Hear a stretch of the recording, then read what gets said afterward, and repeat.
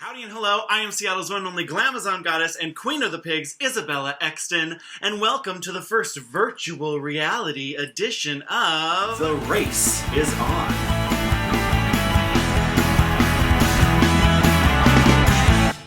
Welcome on back. Today we're going to be talking about RuPaul's Drag Race Season 12, Episode 6, and it is Snatch Game. In the interest of social distancing, we have taken the races on completely virtual. So today, I am so excited to welcome my special guest. She is a cast member at Mimosa's Cabaret. Give it up for the luscious Louvel. Oh, hello. Goodness. These moments given are a gift from time. You're probably very happy to be socially distant from me, aren't you? Well, I mean, it's nice to get rid of the smell, because, I mean, I'm around you a lot. So it's nice to see you without having to smell you as well. I know, it's so nice. I even sprayed the room to make sure I didn't stink myself out. Oh, really? Except for you probably sprayed it down with some patchouli. Well, patchouli and Lysol. I matched the Lysol bottle. Oh, you today. matched, yeah, the lemon fresh one. I love this little beard. And I do very much appreciate that you match the beard to the natural hair that you're wearing as well. That is the big thing that I think that a lot of bearded queens do not do. And it's a very simple thing, and it totally elevates the whole look. So I couldn't just come in with two different hair colors. It bothers me too much. That bothers me.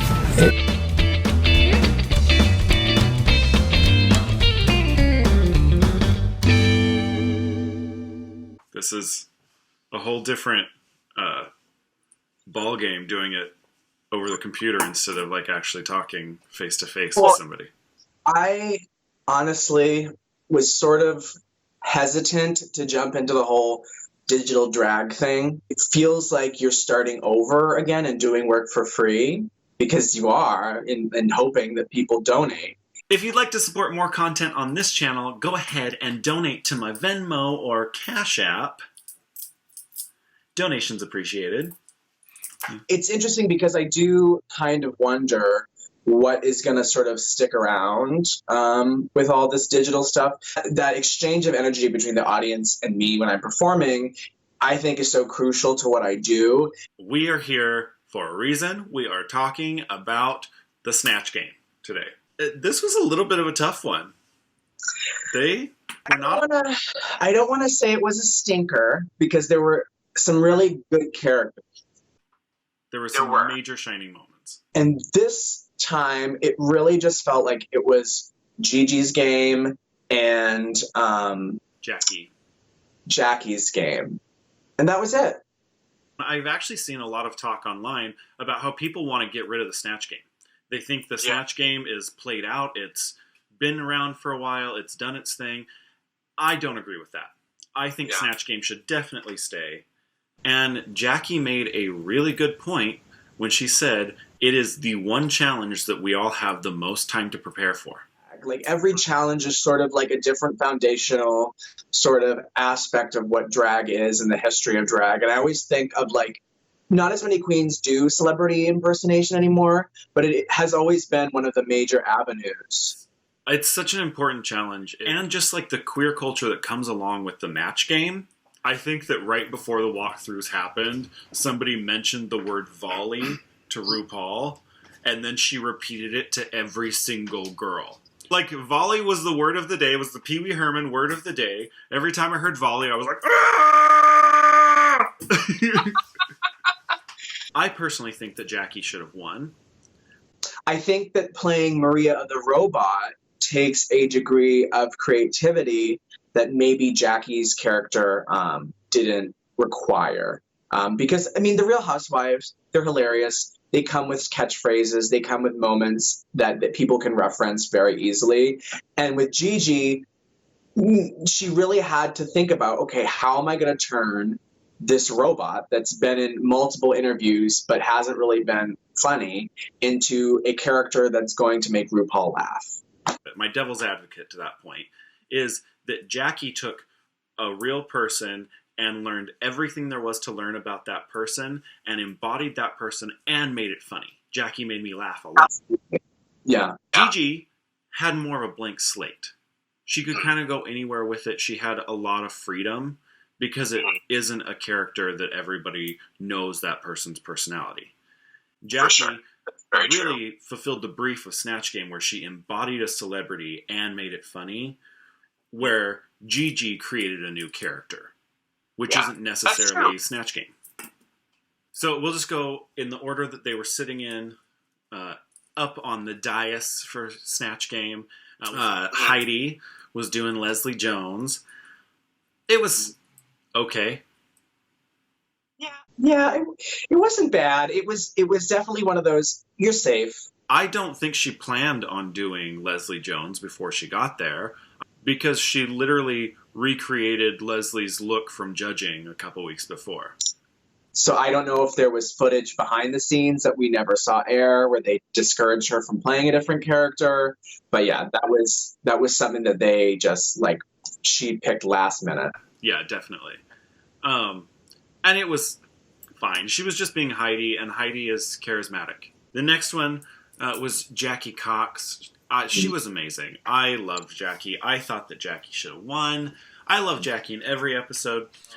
She knew that character so well. I don't know Lisa Rinna that well, but I laughed my ass off the entire time. But when she slammed the glass down, I was like, "Don't you talk about my husband, Harry Hamlin." But yeah, Jackie was great. Jackie was excellent. I know nothing about the Housewives. Yeah, it's not really my area of entertainment, that's for sure. But I thought she was really good, and she made me laugh a lot. I like that she had, like, the cardigan that is actually Lisa Rinna's from QVC. The tiny details that really make the character. Yeah, her hair was perfect. The earrings were perfect too. Like, she was so spot on. Next one was Jada as Cardi B. This was barely safe.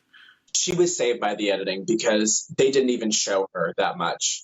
And I love Jada. But you could tell that they were like, this isn't too good. We need to edit it so it doesn't look like she was as bad as she was. Yeah, like, she got a couple little laughs in there, but nothing big enough to really, like, sell it that she did well. And the next one was Jan doing Bernadette Peters. Oh, I had such high hopes for Jan. This was my biggest, like, point of contention in the entire episode, because if you're going to do Bernadette Peters, you need to do Bernadette Peters. She didn't look like Bernadette Peters. She, like, barely got the voice. She, like, it wasn't bad, but as a Bernadette Peters impression, I thought it was a failure. I thought her voice was, like, close enough. Yeah. Had she made the look actually work. Because it is easy to find a Bernadette Peters wig. Oh my god, yeah. And that was not a Bernadette Peters wig. No, and the makeup wasn't Bernadette either. I was so disappointed. To me, it seemed like a lot of her jokes that she told, she thought of beforehand and had as, like, canned responses. I hated it. I really love Jan, and I think she's super talented, and she is the queen that is just, like, trying so much harder than everybody else to be the best, and she's just falling short every time. It's sort of like she's displaying what she thinks it takes to win Drag Race, as opposed to, like, just being herself. So the next one was Widow Von Du, and she did Tina Turner and Ike Turner. I personally believe that she should have been on the bottom. I agree. If you're going to do two characters, make sure at least one of them's good. It was rough. I think the only reason that she didn't get in the bottom was because she had that one joke about the cake. That was it. But also, like, that's the most obvious Ike Turner joke, too. But, and I mean, it worked out for her in the end because she was in the bottom. So, right? Oh, and she was so relieved to be safe. The next one is, moving down to the bottom layer of the dais, is Gigi Good as Maria the Robot. It was really funny. She did a great job. And I loved the moment during the walkthrough when Rue was like, "But you understand my concerns." And I understand your concern, but I do not have the same concern. Okay. it was so confident. It was real ballsy. And I think it goes back to like, well, okay, we're gonna let you sink your own ship kind of thing. And then when she just like hit it out of the park, not threw it out of the park, she surprised everybody. She really did. Next to Gigi was Miss Aiden Zane as Patricia Quinn, and this was a full train wreck. It was reminiscent of when Max did Sharon Needles that bad. It was worse. Well, literally the only thing he would ever say was, "Well, I don't remember. I did drugs. I don't remember." Yeah, Aaron Samuels was like, "But she was in character the entire time, so I got to give her credit for that." And I'm like, "Oh, you were like wading through the mud to find a compliment there." Just I can't even there's nothing to say about her because she doesn't emote. She doesn't seem like she cares. I feel bad for her. Like watching Untucked, like it kind of brings me back to times in my career where I have honestly felt like that. And so that part of me sees that and really, really like hurts when I see how she's being treated, because I think people were really to her. But at the same time, like I understand that when you're in an environment like that and you see someone sleeping or you see someone like not putting in as much effort as you, like I can understand why you get angry at them. the whole thing about her picking a character with a British accent and not doing a British accent is ridiculous. So next to her was Britta. Just the stinker section right here. Me, you. It wasn't good. It wasn't good. She only had one joke too. Yeah. And it's that Jennifer Holliday has a loose jaw and goes, ha, ha, ha.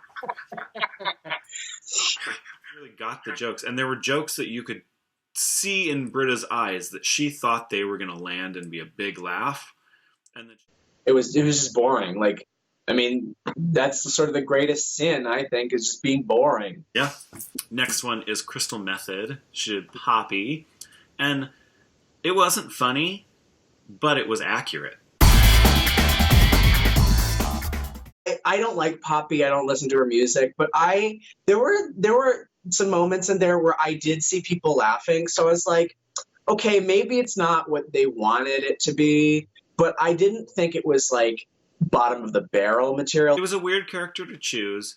If Poppy was more well known, it probably would have landed better. But just like what the judges said to her, the impersonation was there, the jokes were not. Where are the jokes? I mean, I didn't hate it as much as other people did. I didn't think she looked like Poppy at all. Snatch Game was kind of like two major standouts and then a bunch of trash. Yeah, it wasn't great. I mean, I will mention Allison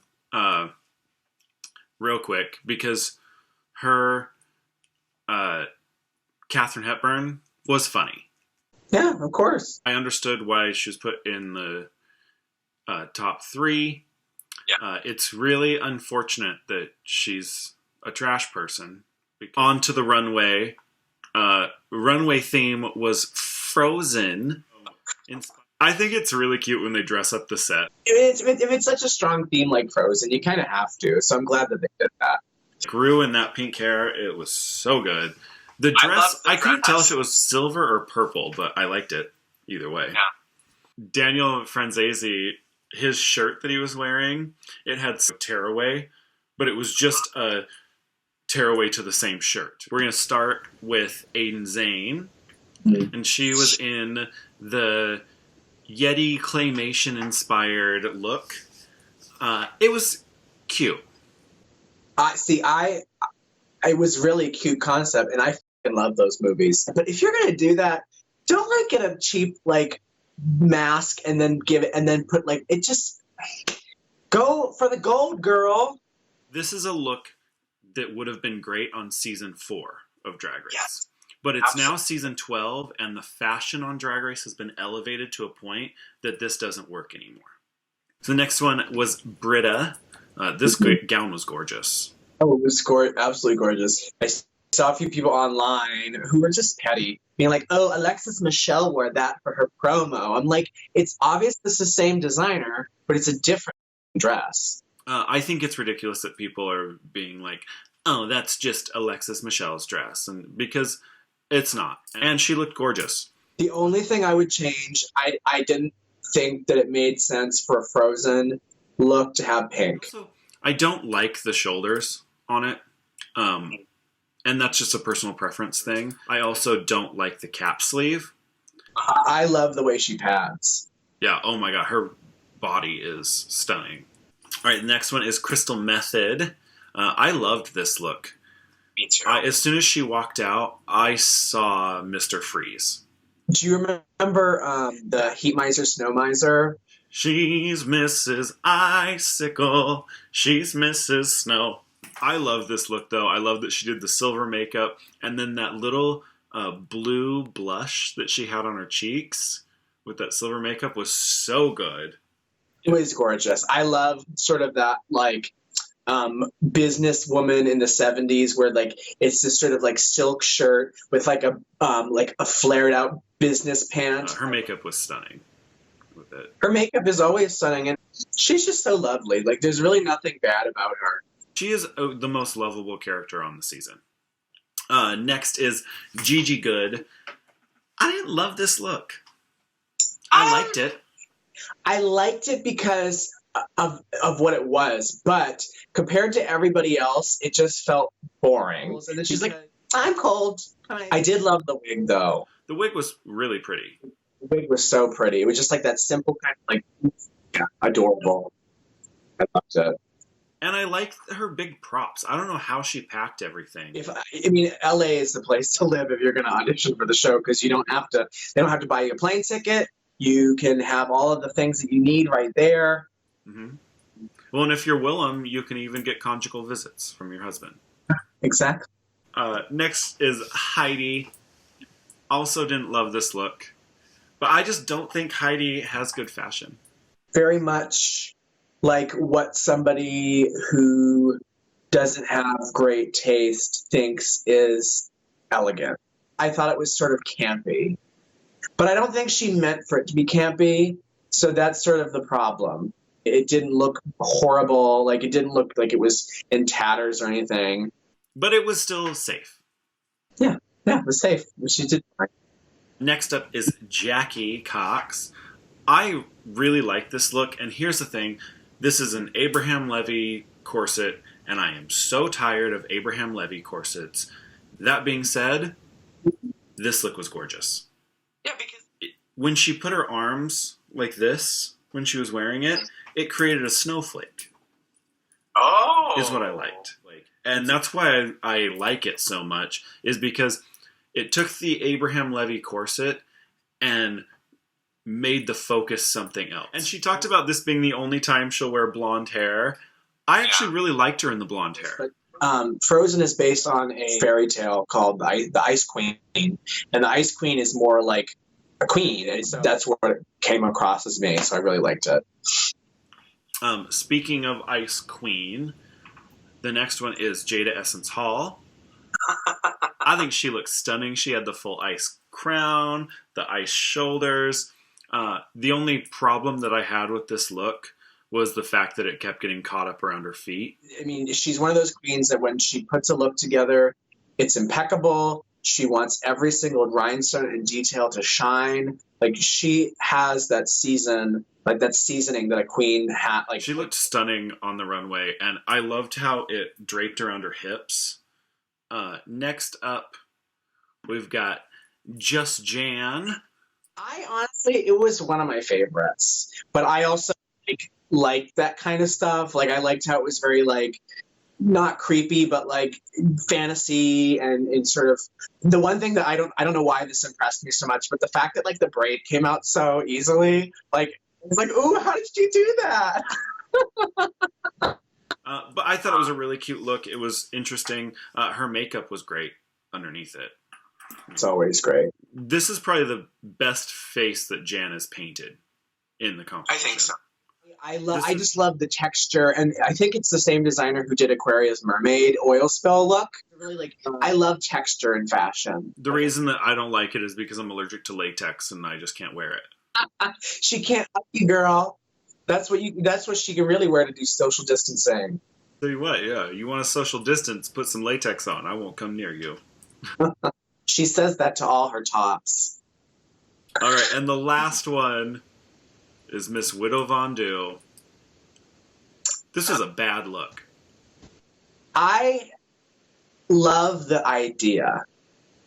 I would have made my skin look like I have hypothermia. I would do more ice. I would put ice texture all over my hands, because if you're gonna do it it's just a simple outfit like that, and you want to tell a story, you really have to go in with the details of the special effects makeup. Okay, on her hand, she literally has a streak of glitter on it. I don't think that the ice was done well. No. That was attached to her face. Yeah. The challenge was not glitter bukkake. The challenge was Frozen. If that's what she's into, I support it. But I love the idea. I did not like the execution. They called the safe girls out. They sent them away. They talked to the tops and bottoms. I think it's weird that Widow was not in the bottom 3 at least. I think that the bottom 3 should have been Britta, Widow, and Aiden. I agree. And then the lip sync should have been between Aiden and Widow. Yeah, 100%. They really wanted to have that Britta versus Aiden. Oh, absolutely.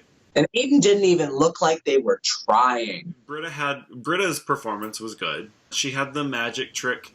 She had a second prop that I don't think people recognized. So that snow was actually her spit. Speaking of that, though, the snow machine was so ridiculous, and I loved it. Okay, so now we've made it to our episode wrap-up. It is time for the gift, the gag, and the goop. Gift is your favorite moment from the episode. The gag is the most shocking moment from the episode. And the goop is the shadiest moment from the episode. My gift for the episode was when they were talking to Aiden on stage, and Aiden's cheap contacts started drifting in her eyes, and they did that zoom in moment. Crazy wonky eyes. So what was your gift from the episode?